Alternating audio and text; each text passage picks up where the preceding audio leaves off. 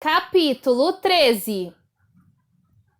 É um fato conhecido, porém curioso, que a primeira mordida em uma maçã é sempre a mais gostosa. E é por essa razão que a heroína de um livro muito mais apropriado para se ler do que este, passa uma tarde inteira comendo a primeira mordida de um alqueire de maçãs. Mas mesmo essa menininha anárquica, a palavra anárquica aqui significa que adora maçãs, nunca provou uma mordida tão maravilhosa quanto a primeira mordida dos Baudelaire na maçã da árvore que os seus pais hibridizaram com raiz forte. A maçã não era tão amarga quanto os órfãos Baudelaire teriam adivinhado, e a raiz forte dera ao suco da maçã um toque leve e pungente como o ar em uma manhã de inverno. Mas é claro que o maior apelo da maçã, oferecida pela víbora incrivelmente mortífera, era o seu efeito imediato sobre o fungo letal que crescia dentro deles. A partir do momento em que os dentes dos Baudelaire se cravaram na maçã, primeiro os de Violet, depois os de Klaus e então os de Sunny, os talos e pílios do micélio medusoide começaram a encolher e em instantes todos os vestígios do assustador cogumelo estavam murchos e as crianças puderam respirar livre facilmente. Abraçando um ao outro aliviados, os Baudelaire se puseram a rir, o que é uma reação comum entre pessoas que escaparam da morte por pouco. E a serpente também parecia estar rindo, embora talvez estivesse apenas desfrutando o cafuné que a mais jovem dos Baudelaire fazia atrás das suas pequeninas orelhas encapuzadas. Devíamos comer mais uma maçã cada um, disse Violet levantando-se, para ter certeza de que consumimos raiz forte suficiente. E devíamos colher maçãs suficientes para todos os ilhéus, disse Klaus. Eles devem estar tão desesperados quanto nós estávamos.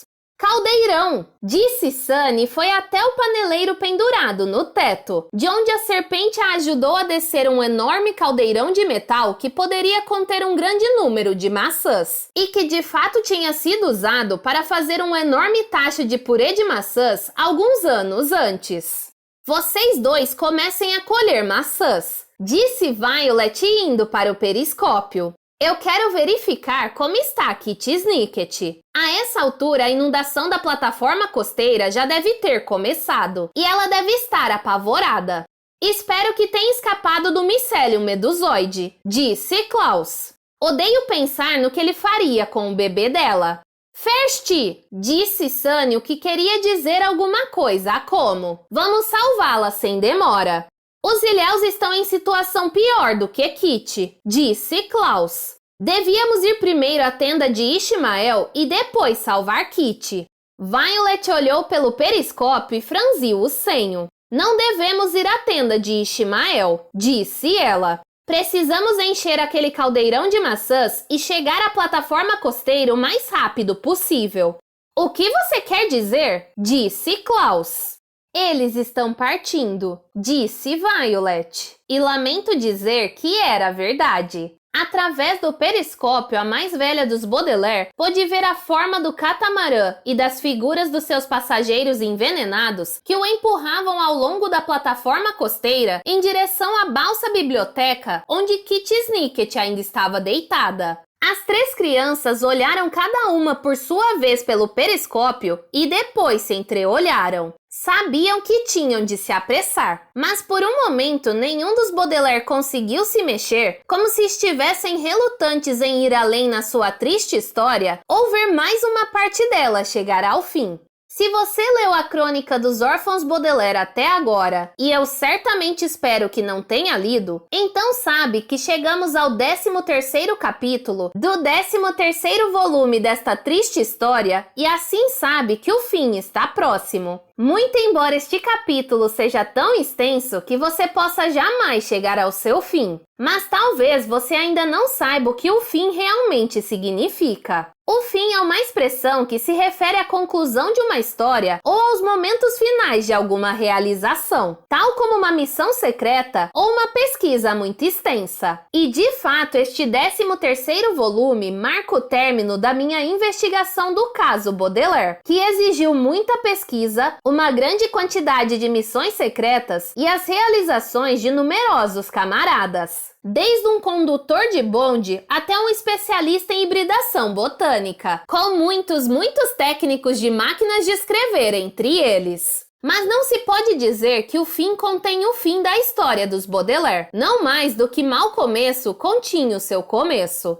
A história das crianças começou muito antes daquele dia terrível na praia de Sal. Mas seria preciso mais um volume para registrar a crônica de quando os Baudelaire nasceram, quando seus pais se casaram, quem estava tocando violino no restaurante à luz de velas quando os pais Baudelaire puseram os olhos um no outro pela primeira vez, o que estava escondido dentro do violino, a infância do homem que deixou órfã a menina que pôs aquilo ali, e mesmo então não se poderia dizer que a história dos Baudelaire tinha começado, porque você ainda precisaria saber sobre o chá das 5 servido numa suíte de cobertura, o padeiro que fez os pãezinhos doces oferecidos com o chá e o assistente do padeiro que introduziu furtivamente o ingrediente secreto na massa dos pãezinhos por meio de um tubo de drenagem muito fino. E como uma voluntária ardilosa criou a ilusão de um incêndio em uma cozinha, simplesmente usando um certo vestido e pulando de um lado para o outro. E mesmo então, o começo da história estaria tão distante quanto os destroços do barco que deixaram os pais Baudelaire na plataforma costeira como náufragos, estão distantes do catamarã no qual os ilhéus iam partir. Pode-se dizer de fato que nenhuma história tem realmente um começo e que nenhuma história tem realmente um fim, uma vez que todas as histórias do mundo estão tão embaralhadas quanto os itens no arboreto, com seus detalhes e segredos amontoados do começo ao fim, dependendo de como você encara as coisas. Podemos até dizer que o mundo está sempre em medias res, uma frase latina que significa no meio das coisas ou no meio de uma narrativa, e que é impossível resolver qualquer mistério ou encontrar a raiz de qualquer problema. Portanto, o fim é, na verdade, o meio da história, pois muitas pessoas nesta história vão viver muito além da conclusão do capítulo 13, ou até mesmo vão começar uma nova história, já que uma nova criança chega ao mundo na conclusão do capítulo. Mas não se pode ficar plantado no meio das coisas para sempre. Mais cedo ou mais tarde, as pessoas terão de encarar o fato de que o fim está próximo. E o fim de O Fim está realmente muito próximo. Portanto, se eu fosse você, não leria O Fim de O Fim, porque ele contém o fim de um notório vilão, mas também o fim de uma valente e nobre irmã. E o fim da temporada dos colonos na ilha, quando eles navegam para além do fim da plataforma costeira. O fim de O Fim contém todos esses fins, e não depende de como você encara as coisas. Por isso, poderia ser melhor você parar de olhar para o fim antes de chegar ao fim de O Fim, e parar de ler o fim antes de ler o fim, porque as histórias cujo fim é o fim, e que começaram em mau começo, estão agora começando a chegar ao fim.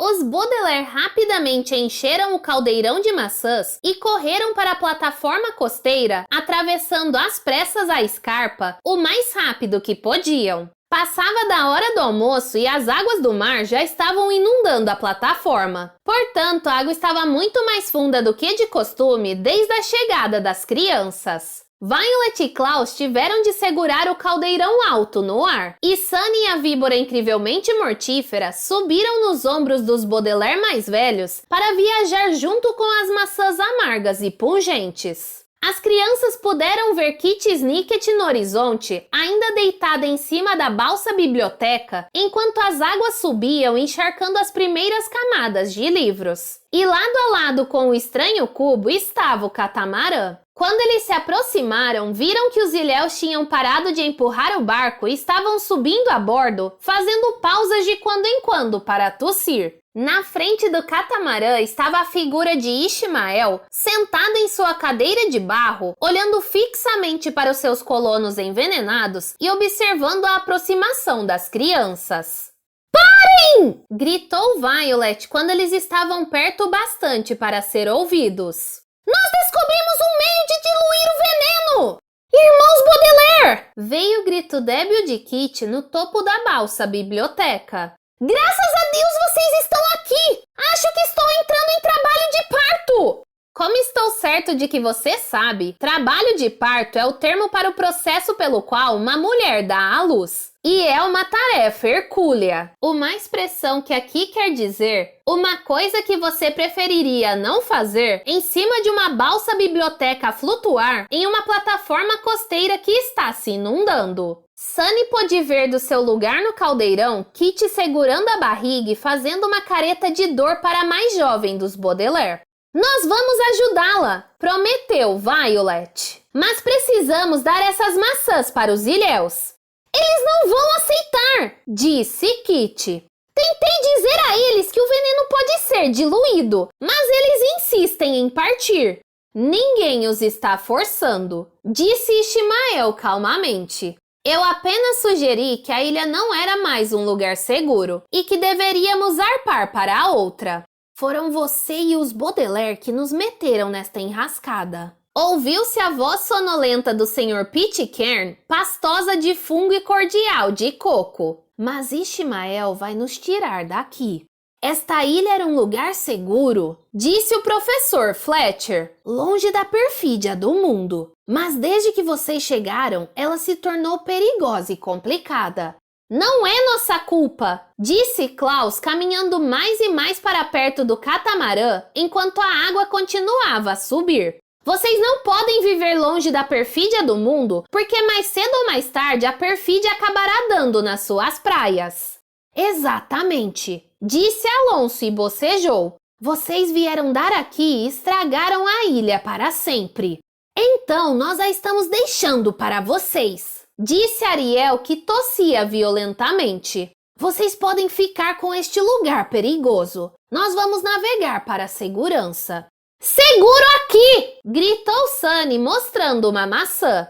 Vocês já nos envenenaram o suficiente, disse Erwan, e os ilhéus arquejaram concordando. Não queremos mais nem ouvir nenhuma das suas ideias pérfidas. Mas vocês estavam prestes a se amotinar, disse Violet. Vocês não queriam aceitar as sugestões de Ishmael. Isso foi antes de o Mycelium medusoide chegar, disse Finn rouquejante. Ishmael é quem está aqui há mais tempo, portanto sabe como nos manter seguros. Por sugestão dele, todos nós bebemos um bocado de cordial enquanto ele decifrava a raiz do problema. Ela fez uma pausa para recuperar o fôlego enquanto o fungo sinistro continuava a crescer. E a raiz do problema, irmãos Baudelaire, são vocês. A esta altura, as crianças já tinham alcançado o catamarã. Elas olharam para Ishmael, que ergueu as sobrancelhas e encarou de volta os frenéticos Baudelaire. Por que você está fazendo isso? Perguntou Klaus ao facilitador. Você sabe que não somos a raiz do problema. In medias res! Gritou Sunny. Sunny tem razão, disse Violet. O Mycelium medusoide já estava por aí antes de nascermos, e nossos pais se prepararam para sua chegada acrescentando raiz forte às raízes da macieira. Se eles não comerem estas maçãs amargas, implorou Klaus, terão um fim amargo. Conte aos ilhéus a história inteira, Ishmael, para que possam se salvar. A história inteira? Disse Ishmael e inclinou-se para baixo em sua cadeira para poder falar com os Baudelaire sem que os outros ouvissem. Se eu contasse aos ilhéus a história inteira, eu não os estaria mantendo seguros contra os terríveis segredos do mundo. Eles quase ficaram sabendo a história inteira esta manhã durante o desjejum. Se eles souberem de todos os segredos da ilha, haverá uma cisão em 3 tempos. Melhor uma cisão que a morte, disse Violet. Ishmael balançou a cabeça e passou os dedos nas mechas desgrenhadas da sua barba lanuda. Ninguém vai morrer, disse ele. Este catamarã pode nos levar até uma praia perto do mau caminho, de onde poderemos viajar até uma fábrica de raiz forte. Vocês não têm tempo para uma viagem tão longa, disse Klaus. Eu acho que temos, disse Ishmael. Mesmo sem bússola, acho que posso fazer com que cheguemos a um lugar seguro.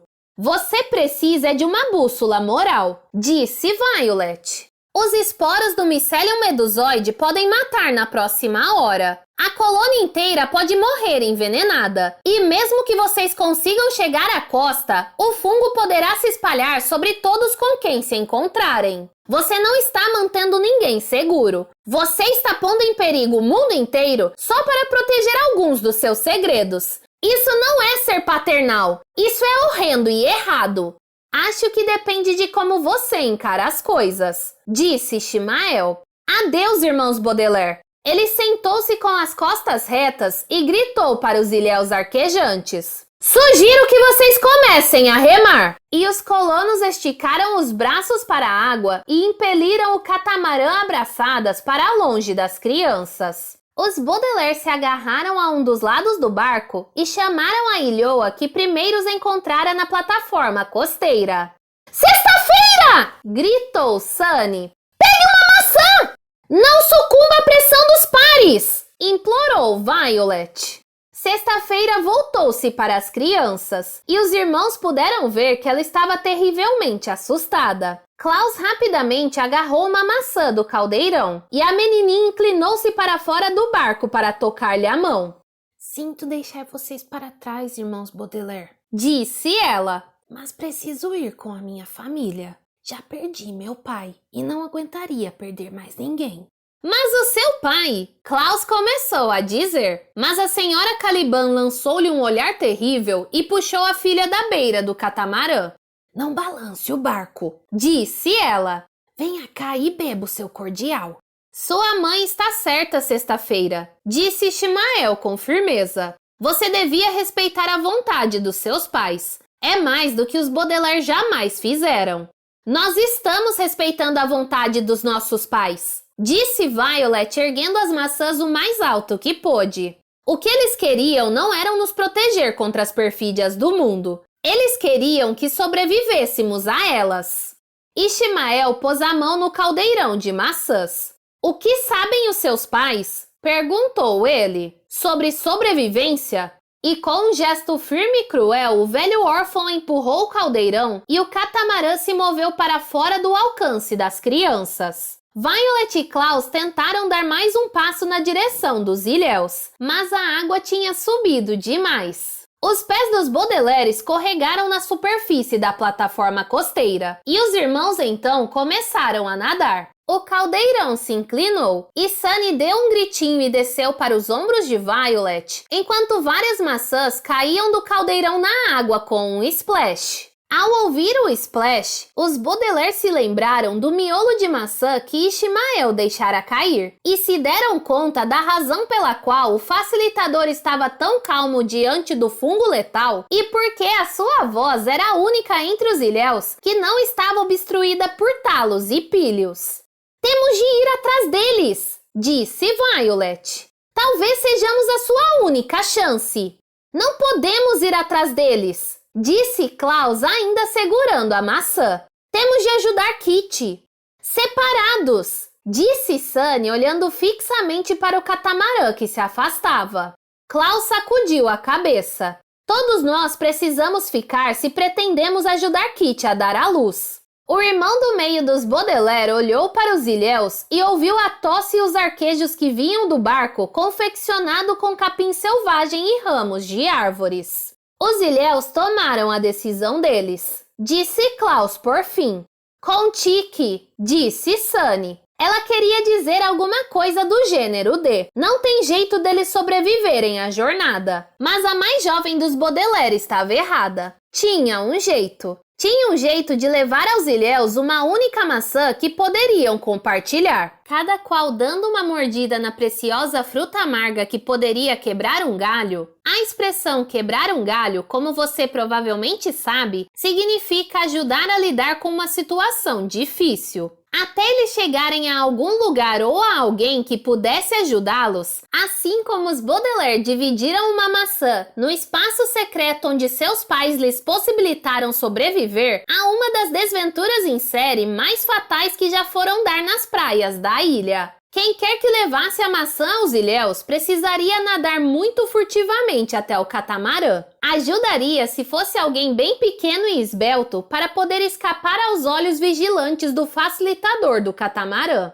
Os Baudelaire não notariam o desaparecimento da víbora incrivelmente mortífera por um bom tempo, pois sua atenção estaria focalizada em ajudar Kitty. E assim jamais poderiam saber com certeza o que acontecera com a serpente. Como minha pesquisa sobre a história do réptil é incompleta, não sei que outros capítulos ocorreram em sua história, enquanto Ink, como alguns preferem chamar a serpente, coleava de um lugar para o próximo, às vezes se protegendo da perfídia do mundo e às vezes cometendo seus próprios atos pérfidos. Uma história que não é muito diferente da dos órfãos Baudelaire, que alguns chamaram de pouco mais que o registro de crimes, desatinos e desventuras da humanidade. A não ser que você tenha investigado o caso dos ilhéus por conta própria, não há como apurar o que aconteceu com eles quando zarparam da colônia que tinha sido seu lar. Mas havia um meio deles poderem sobreviver à jornada. Um meio que pode parecer fantástico, porém não menos fantástico do que 3 crianças ajudarem uma mulher a dar à luz.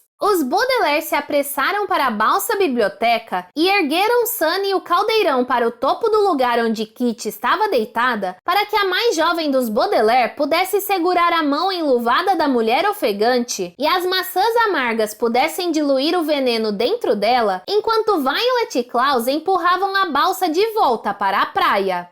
Como uma maçã, ofereceu Sunny, mas Kitty balançou a cabeça. Não posso, disse ela. Mas você foi envenenada, disse Violet. Você deve ter pego um esporo ou 2 dos ilhéus quando eles passaram flutuando.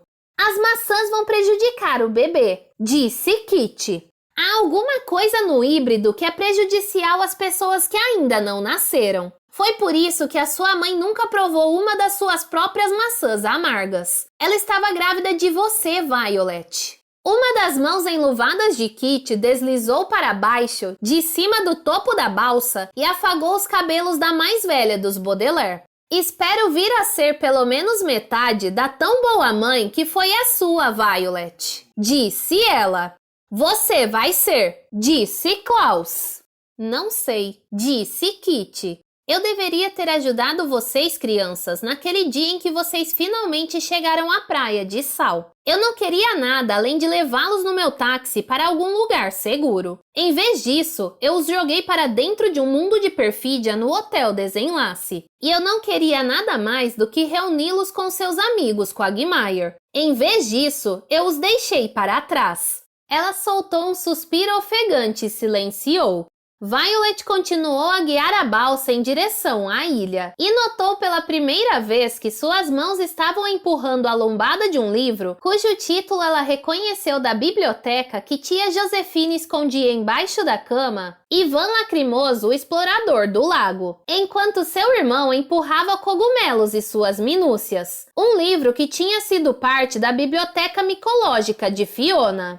O que aconteceu? Perguntou ela, tentando imaginar que estranhos eventos teriam trazido aqueles livros às praias. Eu decepcionei vocês, disse Kitty tristemente e tossiu. Quigley conseguiu alcançar a casa móvel autossustentável a ar quente como eu esperava que ele fizesse e ajudou seus irmãos e Hector a prender as águias traiçoeiras em uma rede enorme enquanto eu me encontrava com o capitão Andarré e seus enteados. Fernald e Fiona? Disse Klaus, referindo-se ao homem de mãos de gancho que outrora trabalhara para o Conde Olaf e a jovem que partira o seu coração. Mas eles o traíram, e a nós. O capitão perdoou as falhas daqueles que amou, disse Kitty. Como eu espero que vocês perdoem as minhas, irmãos Baudelaire. Fizemos uma tentativa desesperada de consertar o Queequeg e alcançar os Quagmire enquanto a sua batalha aérea prosseguia. E chegamos bem a tempo de ver estourar os balões da casa móvel autossustentável a ar quente debaixo dos bicos cruéis das águias em fuga. Eles desabaram para a superfície do mar e caíram estrondosamente em cima do Queequeg. Em momentos, éramos todos náufragos pedalando na água no meio de todos os itens que sobreviveram ao naufrágio. Ela ficou em silêncio por um momento. Fiona estava tão desesperada para alcançá-lo, Klaus, disse ela. Ela queria que você a perdoasse também. Será que ela... Klaus não aguentou terminar a pergunta. Quero dizer, o que aconteceu em seguida? Eu não sei, admitiu Kitty. Das profundezas do mar, uma figura misteriosa se aproximou, quase como um ponto de interrogação, erguendo-se para fora da água. Nós vimos aquilo em uma tela de radar, lembrou-se Violet. O capitão Andaré recusou-se a contar para nós o que era. Meu irmão costumava chamar aquilo de um grande desconhecido, disse Kitty segurando a barriga enquanto o bebê chutava violentamente. Eu estava aterrorizada, irmãos Baudelaire. Rapidamente confeccionei um vaporeto segundo a técnica de construção por seleção de cacos, como fui treinada a fazer. Vaporeto? Perguntou Sunny. É um termo italiano para barco, disse Kitty. Foi uma das muitas palavras italianas que Monty me ensinou. Um vaporeto confeccionado segundo a técnica de construção por seleção de cacos é um modo de se salvar e salvar as suas coisas preferidas ao mesmo tempo. Juntei todos os livros ao meu alcance de que tinha gostado, jogando os maçantes no mar. Mas todos os outros queriam se arriscar com o grande desconhecido. Implorei que subissem a bordo enquanto o ponto de interrogação se aproximava, mas somente Ink conseguiu me alcançar. Os outros... Sua voz emudeceu e por um momento Kitty não fez nada a não ser arquejar.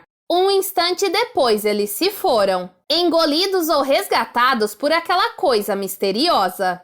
Você não sabe o que aconteceu com eles? Perguntou Klaus. Kitty sacudiu a cabeça. Tudo o que eu ouvi, disse ela, foi um dos Quagmire chamando o nome de Violet. Sunny olhou no rosto da mulher transtornada. Quigley não pôde deixar de perguntar a mais jovem dos Baudelaire. Ou Duncan? Eu não sei, disse Kitty novamente. Sinto muito, irmãos Baudelaire. Eu os decepcionei. Vocês tiveram sucesso em suas nobres missões no Hotel Desenlace e salvaram Dewey e os outros. Mas não sei se tornaremos a ver os Quagmire, seus companheiros. Espero que vocês perdoem as minhas falhas e quando eu reencontrar Dewey, espero que ele também me perdoe. Os órfãos Baudelaire se entreolharam tristemente, percebendo que afinal chegara a hora de contar a Kitty Snicket a história inteira como ela lhes contara. Perdoaremos as suas falhas, disse Violet, se você perdoar as nossas. Nós também a decepcionamos, disse Klaus. Tivemos de atear fogo no Hotel Desenlace e não sabemos se alguém escapou para um lugar seguro. Sunny tomou as mãos de Kitty entre as suas. E Dewey está morto, disse ela, e todos explodiram em lágrimas. Existe um tipo de pranto que espero que você nunca tenha vivenciado. E não é apenas pranto por uma coisa terrível que aconteceu, mas por todas as coisas terríveis que aconteceram, não só a você, mas a todos os que você conhece e todos os que você não conhece. E até pessoas que você não quer conhecer. Um pranto que não pode ser diluído por um feito de coragem ou uma boa palavra, mas unicamente por alguém que o ampare enquanto seus ombros tremem e as lágrimas escorrem pelo seu rosto. Sunny segurou Kitty e Violet segurou Klaus. E por um minuto, os 4 náufragos não fizeram nada além de chorar, deixando escorrer as lágrimas pelas suas faces para dentro do mar, que há quem diga não passa de uma biblioteca de todas as lágrimas da história. Kitty e as crianças deixaram a sua tristeza juntar-se à tristeza do mundo e choraram por todas as pessoas que estavam perdidas para eles. Eles choraram por Dewey Denoman, pelos trigêmeos Quagmire, por todos os seus companheiros e tutores, amigos e associados, por todas as falhas que podiam perdoar e todas as perfídias que podiam suportar. Eles choraram pelo mundo, e mais que tudo, é claro, os órfãos Baudelaire choraram por seus pais, a quem sabiam jamais voltariam a ver. Muito embora Kitty Snicket não tivesse trazido notícias de seus pais, a história dela sobre o grande desconhecido os fez ver, por fim, que as pessoas que tinham escrito todos aqueles capítulos do Desventuras em Série haviam partido para dentro do grande desconhecido para sempre, e que Violet, Klaus e Sunny também seriam órfãos para sempre. Parem! Disse Kitty finalmente por entre as lágrimas que cessavam pouco a pouco. Parem de empurrar a balsa. Eu não posso continuar.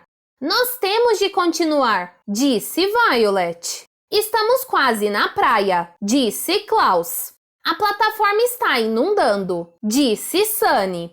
Que inunde, disse Kitty. Eu não posso, irmãos Baudelaire. Já perdi gente demais. Meus pais, meu verdadeiro amor, meus irmãos. À menção dos irmãos de Kitty, Violet lembrou-se de enfiar a mão no bolso e tirou de lá o anel floreado brazonado com a inicial R. Às vezes, coisas que você perdeu podem ser encontradas novamente em lugares inesperados. Disse ela e ergueu o anel para Kitty ver. A mulher transtornada tirou as luvas e segurou o anel na mão nua e trêmula. Isso não é meu, disse ela. Pertencia à sua mãe. Antes de pertencer à nossa mãe, disse Klaus, pertenceu a você. Sua história começou antes de nascermos, disse Kitty, e deve continuar depois que morrermos. Deem o anel ao meu bebê, irmãos Baudelaire. Que o meu bebê seja parte da minha história, mesmo sendo um órfão e totalmente sozinho no mundo. O bebê não estará sozinho, disse Violet arrebatada. Se você morrer, Kitty, nós criaremos essa criança como se fosse nossa.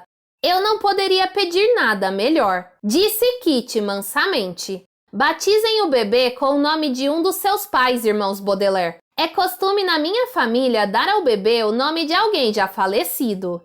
Na nossa também, disse Sunny, lembrando-se de algo que seu pai lhe dissera quando ela perguntou sobre o seu próprio nome. Nossas famílias sempre foram próximas, disse Kitty, mesmo tendo de ficar longe uma da outra. Agora finalmente estamos todos juntos como se fôssemos uma só família. Então deixe-nos ajudá-la, disse Sunny, e com um aceno de cabeça choroso e ofegante, Kitty Snicket deixou os Baudelaire empurrarem o seu vaporeto, confeccionado segundo a técnica de construção por seleção de cacos, para fora da plataforma costeira e para as praias da ilha, aonde mais cedo ou mais tarde tudo vai dar, bem quando o catamarã ia desaparecendo no horizonte. As crianças olharam para os ilhéus pela última vez. Pelo menos até onde sei. E então para o cubo de livros. E tentaram imaginar como a mulher ferida, grávida e transtornada poderia ser levada a um lugar seguro para dar à luz. Você consegue descer? Perguntou Violet. Kitty balançou a cabeça. Está doendo, disse ela com a voz pastosa de fungos venenosos. Podemos carregá-la, disse Klaus, mas Kitty balançou a cabeça de novo. Sou pesada demais, disse ela com a voz fraca. Poderia escapar das mãos de vocês e machucar o bebê. Podemos inventar um modo de descê-la para a praia, disse Violet. Sim, disse Klaus. Podemos correr até o arboreto e achar o que precisamos. Não dá tempo, disse Sunny, e Kitty balançou a cabeça concordando. O bebê está prestes a chegar, disse ela. Encontrem alguém para ajudá-los. Estamos sozinhos, disse Violet. Mas então, ela e os seus irmãos olharam ao longe na praia, onde a balsa aportara, e os Baudelaire viram, se arrastando para fora da tenda de Ishmael, a única pessoa por quem eles não tinham derramado uma lágrima sequer. Sunny deslizou para a areia trazendo o caldeirão com ela, e as três crianças correram ladeira acima em direção à figura alquebrada do Conde Olaf. Olá, órfãos, disse ele, a voz ainda mais arquejante e áspera por causa do veneno do micélio medusoide que se alastrava. O vestido de Esme tinha caído do seu corpo magrelo, e ele rastejava na areia trajando suas roupas normais, segurando uma concha de cordial com uma das mãos e apertando o peito com a outra. Vocês estão aqui para se curvar perante o rei de Olafilândia? Não temos tempo para suas asneiras, disse Violet. Precisamos da sua ajuda. A sobrancelha do Conde Olaf se ergueu e ele deu uma mirada atônita nas crianças. Vocês precisam da minha ajuda? Perguntou ele. O que aconteceu com todos aqueles ilhéus idiotas? Eles nos abandonaram, disse Klaus. Olaf começou a arfar de um modo horripilante, e os irmãos levaram um momento para se dar conta de que ele estava rindo. Então, que tal lhes parece a atual conjectura? Disse, usando uma expressão que aqui significa: estou achando esta situação realmente notável. Daremos maçãs, disse Sunny fazendo um gesto para o caldeirão, se você ajudar. Não quero frutas! Rosnou Olaf e tentou sentar-se, a mão ainda apertando o peito. Quero a fortuna que os seus pais deixaram. A fortuna não está aqui, disse Violet. Nenhum de nós nunca viu um centavo daquele dinheiro. Mesmo se estivesse aqui, disse Klaus, você talvez não vivesse para desfrutá-la. MacGuffin, disse Sunny, o que queria dizer, os seus esquemas não significam nada neste lugar. O Conde Olaf levou a concha aos lábios, e os Baudelaire puderam ver que ele estava tremendo. Então, talvez eu simplesmente fique por aqui. Rolfenhou ele. Já perdi demais para continuar. Meus pais, meu verdadeiro amor, meus comparsas, uma quantidade enorme de dinheiro que não ganhei e até o barco com o meu nome. As três crianças se entreolharam, lembrando-se do tempo passado naquele barco, quando tinham pensado em atirá-lo ao mar. Se Olaf tivesse se afogado no mar, talvez o micélio medusoide jamais viesse ameaçar a ilha. Muito embora o fungo letal, mais cedo ou mais tarde, viria a dar nas suas praias. E se o vilão estivesse morto, não haveria ninguém ali que pudesse ajudar Kit Snicket e seu bebê. Violet se ajoelhou na areia e agarrou os ombros do vilão com as duas mãos. Nós temos de continuar, disse ela. Faça uma única coisa boa na vida, Olaf. Já fiz montes de coisas boas na minha vida. Rosnou ele. Uma vez acolhi 3 órfãos e já fui considerado para diversos prêmios teatrais de prestígio. Klaus se ajoelhou ao lado da irmã e olhou o vilão nos olhos brilhantes. Em primeiro lugar, foi você quem nos tornou órfãos, disse ele, pronunciando em voz alta pela primeira vez um segredo que os 3 Baudelaire vinham guardando em seus corações por quase tanto tempo quanto podiam se lembrar. Olaf fechou os olhos por um momento, fazendo uma careta de dor, e depois olhou bem devagar para as 3 crianças, uma de cada vez. É isso que vocês pensam? Disse ele, afinal. Nós sabemos, disse Sunny. Vocês não sabem nada, disse Olaf. Vocês não mudaram desde que pus os olhos nos 3 pela primeira vez. Pensam que podem triunfar neste mundo sem nada além de uma mente aguda, uma pilha de livros e uma ocasional refeição gourmet. Ele despejou um último gole de cordial na boca envenenada antes de atirar a concha na areia. Vocês são exatamente iguais aos seus pais, disse ele, e da praia as crianças ouviram os gemidos de Kit Snicket. Você tem de ajudar Kit, disse Violet. O bebê está chegando. Kit? Perguntou o Conde Olaf, e com um gesto repentino, agarrou uma maçã do caldeirão e deu uma mordida selvagem. Ele mascou encolhendo-se de dor e os Baudelaire ouviram os seus arquejos se acalmarem, e o fungo venenoso foi diluído pela invenção de seus pais. Ele deu mais uma mordida e mais outra, e então, com um grunhido horrível, o vilão se pôs em pé e as crianças viram que o seu peito estava empapado de sangue. Você está ferido, disse Klaus. Já fui ferido antes, disse o Conde Olaf e saiu cambaleando ladeira abaixo para entrar nas águas da plataforma costeira inundada. Com um gesto suave, ele ergueu Kit da balsa e carregou-a para as praias da ilha. Os Baudelaire correram para junto da amiga. Os olhos da mulher transtornada estavam fechados e não dava para ter certeza se ela estava viva. Até que Olaf a depositou cuidadosamente nas areias brancas da praia e as crianças viram seu peito subir e descer com a respiração. O vilão ficou olhando para Kitty por um longo momento e então se inclinou para baixo e fez uma coisa estranha. Com os Baudelaire olhando, o Conde Olaf beijou Kitty Snicket gentilmente nos lábios trêmulos. Eca! Disse Sunny enquanto os olhos de Kitty estremeciam e se abriam. Eu falei. Disse Olaf fracamente. Eu falei que ainda faria isso uma última vez. Você é um homem mau. Disse Kitty. Você acha que uma boa ação vai me fazer perdoá-lo pelas suas falhas? O vilão se afastou com alguns passos cambaleantes. Então, sentou-se na areia e soltou um profundo suspiro.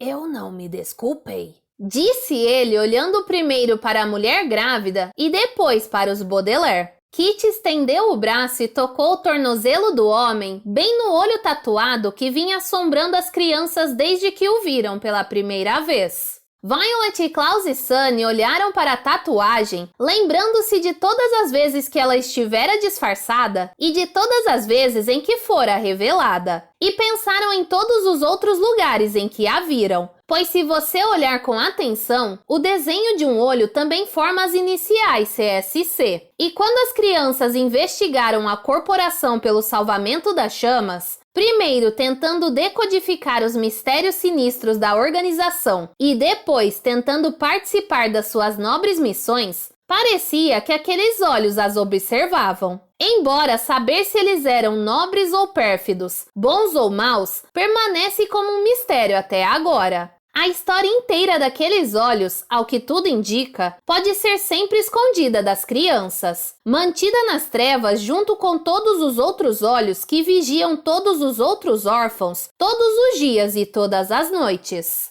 A noite tem 1000 olhos. Disse Kitty com a voz rouca e ergueu a cabeça para encarar o vilão. Os Baudelaire perceberam pela voz dela que a amiga estava recitando as palavras de outra pessoa. E o dia apenas um. Contudo, a luz do mundo radiante morre com o sol morrente. A mente tem 1000 olhos, o coração apenas um. Porém, a luz de uma vida inteira morre quando é feito o amor. O Conde Olaf sorriu debilmente para Kitty. Você não é a única pessoa capaz de recitar as palavras dos nossos associados. Disse ele, e então olhou ao longe para o mar. A tarde estava quase acabando e logo a ilha seria coberta pelas trevas. O homem ao homem transmite a miséria, disse o vilão. Ela se aprofunda qual plataforma costeira. Sai o mais cedo que puder. Nesse momento ele tossiu um som macabro e suas mãos apertaram o peito. E não tenha filhos você mesmo. Terminou ele emitindo uma risada curta e estridente. Então, a história do vilão chegou ao fim. Olaf deitou-se na areia, longe da perfídia do mundo, e as crianças em pé na praia olharam para o seu rosto. Os olhos dele brilharam forte e a boca se abriu, como se quisesse contar-lhes alguma coisa. Mas os Baudelaire não ouviram dizer nem mais uma palavra. Kitty deu um grito de dor pastoso de fungos venenosos e segurou a barriga arfante. E os Baudelaire correram para ajudá-la. Eles nem notaram quando o Conde Olaf fechou os olhos pela última vez. E talvez este seja um bom momento para você também fechar os seus. Não apenas para evitar o fim da história dos Baudelaire, mas para imaginar o começo de uma outra. É provável que os seus olhos estivessem fechados quando você nasceu, abandonando o lugar seguro do útero da sua mãe, ou se você for um cavalo marinho, o saco vitelino do seu pai, e se juntando à perfídia do mundo sem ver exatamente aonde estava indo. Você ainda não conhecia as pessoas que o estavam ajudando a chegar até aqui, ou as pessoas que o acolheriam assim que sua vida começasse, quando você era ainda menor, mais delicado e exigente do que é agora. Parece estranho que você tivesse feito uma coisa dessas e deixado a si mesmo sob os cuidados de estranhos por tanto tempo, só abrindo os olhos pouco a pouco para ver o motivo de todo aquele alvoroço. E, contudo, é desse modo que quase todas as pessoas vêm ao mundo. Talvez se víssemos o que está à nossa frente e tivéssemos um vislumbre dos crimes, desatinos e desventuras que acontecerão conosco mais adiante, ficaríamos no útero da nossa mãe. E então não haveria mais ninguém no mundo, a não ser um grande número de mulheres muito gordas e muito irritadas. Qualquer que seja o caso, é assim que todas as nossas histórias começam, nas trevas com os olhos fechados. E todas as nossas histórias terminam também com todos nós pronunciando nossas últimas palavras, ou talvez as de outro alguém, antes de escorregar de volta para as trevas, enquanto as nossas desventuras em série chegam ao fim. E deste modo, com a jornada iniciada pelo bebê de Kit Snicket, chegamos ao fim das desventuras em série. Por algum tempo, o trabalho de parto de Kit Snicket foi muito difícil, e às crianças pareceu que as coisas estavam tomando um rumo aberrante. A palavra aberrante aqui significa muito, muito errado e causando muito pesar. Mas finalmente veio ao mundo uma menininha. Ao mesmo tempo que lamento muito, muito dizer, sua mãe e minha irmã escorregava para fora do mundo depois de uma longa noite de sofrimento. Mas uma noite igualmente de alegria, pois o nascimento de um bebê é sempre uma boa notícia. Não importam quantas más notícias esse bebê ouvirá no futuro. O sol ergueu-se sobre a plataforma costeira, que não iria ser novamente inundada por mais um ano. E os órfãos Baudelaire seguraram a bebezinha na praia e viram os seus olhos se abrirem pela primeira vez. A filha de Kit Snicket apertou os olhinhos para a alvorada e tentou imaginar onde é que estava. E é claro que quando se perguntou isso, começou a chorar. A menina, batizada com o nome da mãe dos Baudelaire, gritou e gritou. E ao começarem as suas desventuras em série, termina esta história dos órfãos Baudelaire. Isso não quer dizer que os órfãos Baudelaire morreram naquele dia. Estavam ocupados demais para isso. Embora ainda fossem crianças, os Baudelaire agora eram pais, e havia um bocado de coisas para fazer. Violet projetou e construiu o equipamento necessário para criar um bebê usando a biblioteca de detritos armazenada à sombra da macieira. Klaus esquadrinhou a enorme estante de livros à procura de informações sobre educação infantil e acompanhava cuidadosamente o progresso da menininha. Sunny cuidava dos carneiros selvagens e da ordenha para nutrir a bebê e usava o batedor que sexta-feira lhe dera para preparar alimentos macios quando os dentes da criancinha começaram a aparecer. E todos os três Baudelaire plantaram sementes das maçãs amargas por toda a ilha para expulsar quaisquer vestígios do micélio medusoide, muito embora se lembrassem de que ele crescia melhor em espaços pequenos e fechados. E assim o fungo letal não teria chance de fazer mal à criança, e a ilha permaneceria segura como era no dia em que chegaram. Essas tarefas tomavam o dia inteiro, e à noite, enquanto a bebê estava aprendendo a dormir, os Baudelaire sentavam-se juntos nas duas grandes poltronas de leitura e se revezavam para ler em voz alta o livro que os pais tinham deixado para trás. Às vezes, eles pulavam para o fim e acrescentavam umas poucas linhas à história por conta própria. Enquanto liam e escreviam, os irmãos encontraram muitas respostas que estiveram procurando, apesar de cada resposta só trazer mais um mistério, pois havia muitos detalhes da vida dos Baudelaire que pareciam uma estranha e ilegível forma de algum grande desconhecido. No entanto, isso não os preocupava tanto quanto você poderia pensar. Não se pode ficar sentado para sempre resolvendo os mistérios da própria história, e não importa quanto se lê, a história inteira jamais poderá ser contada. Mas era o suficiente. Ler as palavras dos pais naquelas circunstâncias era o melhor que os órfãos Baudelaire poderiam esperar. Quando a noite ia mais avançada, eles caíam no sono, assim como seus pais faziam, nas poltronas do espaço secreto, embaixo das raízes da macieira amarga, no arboreto de uma ilha distante, muito distante da perfídia do mundo. Algumas horas depois, a bebê acordava e preenchia o espaço com gritos confusos e famintos. Os Baudelaire se revezavam, e enquanto as outras duas crianças dormiam, um Baudelaire carregava a bebezinha em uma tipóia que Violet projetara para fora do arboreto e para o alto da escarpa, onde se sentavam, criança e seu pai ou sua mãe, e tomavam o desjejum olhando para o mar. Às vezes, eles visitavam o túmulo de Kit Snicket, onde depositavam algumas flores silvestres, ou o túmulo do Conde Olaf, onde simplesmente ficavam em silêncio por alguns momentos. De muitos modos, a vida dos órfãos Baudelaire naquele ano não era muito diferente da minha própria agora que concluí minha investigação. Como Violet, como Klaus e como Sunny, eu visito certos túmulos. E muitas vezes passo minhas manhãs sobre uma escarpa, olhando para o mesmo mar. Não é a história inteira, é claro, mas é o suficiente. Nessas circunstâncias, é o melhor que se pode esperar.